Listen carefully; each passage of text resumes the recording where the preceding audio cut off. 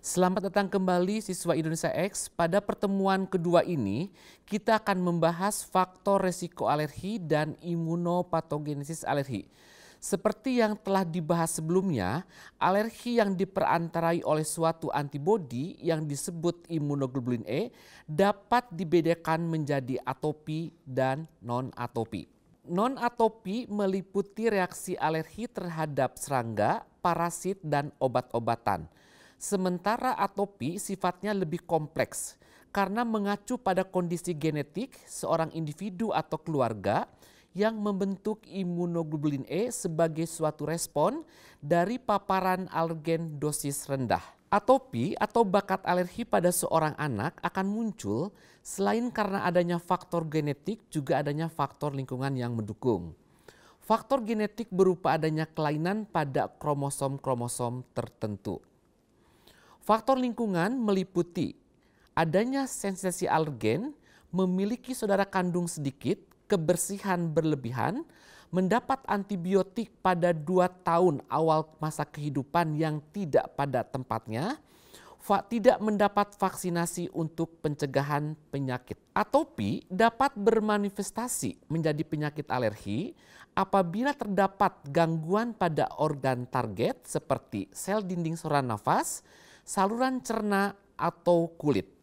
Dengan diperantarai oleh sel sistem imun yaitu sel T helper 2 serta dipicu adanya infeksi virus, paparan terhadap alergen, asap rokok atau polutan dalam dan luar ruangan. Seorang anak dapat memiliki resiko alergi apabila terdapat faktor genetik, yaitu adanya kelainan pada kromosom-kromosom tertentu. Tetapi hal ini tidak memungkinkan untuk diperiksa di semua fasilitas kesehatan. Oleh karena tersebut, untuk menentukan faktor genetik, cukup dengan hanya menanyakan adanya riwayat penyakit alergi dalam keluarga. Jika salah satu orang tua memiliki penyakit alergi, maka resiko alergi yang diturunkan kepada anaknya sebesar 20-40%.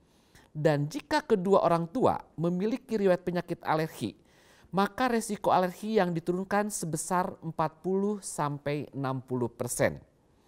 Akan tetapi, resiko tersebut akan meningkat hingga 80% bila kedua orang tua menderita penyakit alergi yang sama, seperti ibunya asma dan ayahnya asma, berarti resikonya akan sekitar 80%.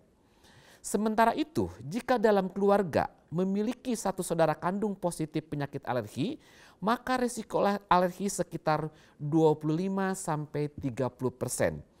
Dan jika kedua orang tua dan atau saudara kandung tidak memiliki alergi, maka anak tersebut masih mempunyai risiko alergi yaitu sebesar 5-15%. Resiko alergi yang berasal dari faktor genetik berhubungan dengan kadar T helper 2.